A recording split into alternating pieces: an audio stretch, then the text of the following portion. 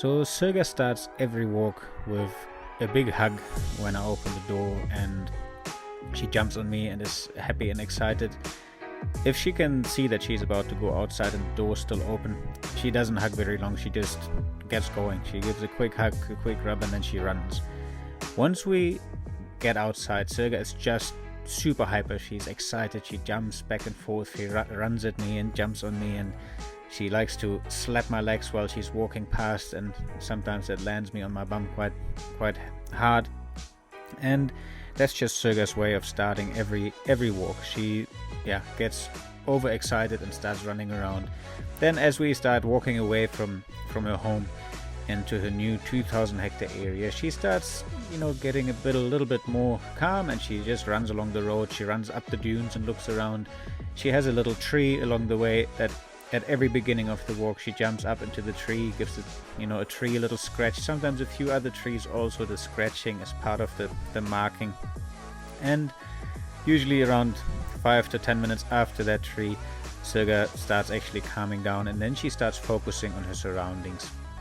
And that's the moment when the walk becomes more relaxing for me, because now Sirga is focused on wanting to go hunting, and she just starts looking around, sniffing around. She sticks her nose into the wind and just looks, and then she walks a kilometer or two and she looks around again, and she finds all kinds of things on the way that she can sniff on. She often finds a nice place where she can roll around in the, often it's urine from other animals, the antelope that she's actually stalking. And those interesting scents she likes to roll around in and enjoy herself. Sometimes also just in the sand, just for the fun of it. She's just enjoying being out.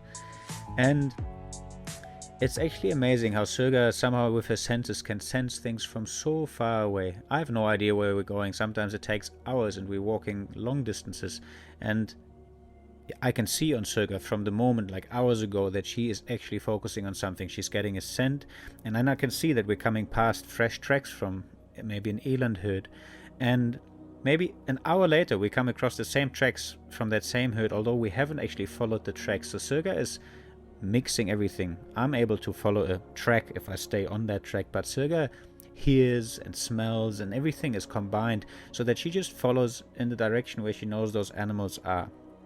Now, once we get close, Sirga completely changes behavior. She just focuses on those animals.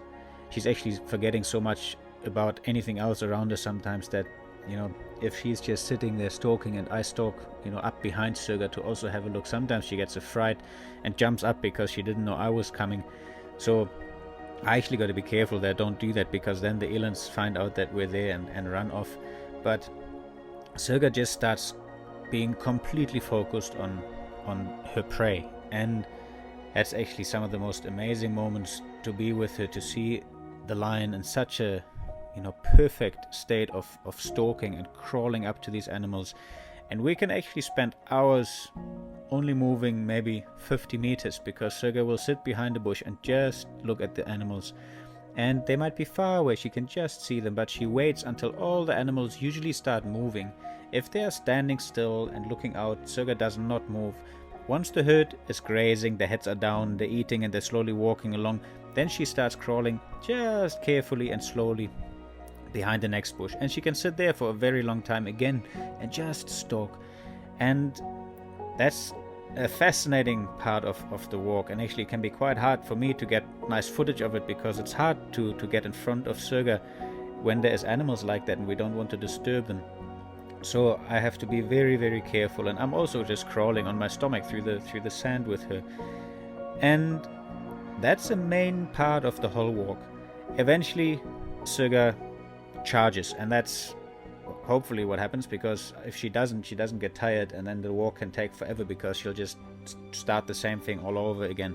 But if she charges, that's pretty much the end. She'll go for a proper run, give the animals a go, and so far in her new area she hasn't made a kill yet.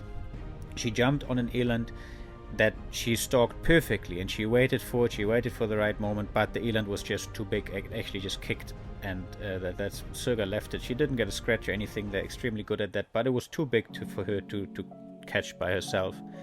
So she's doing well, and she will hunt.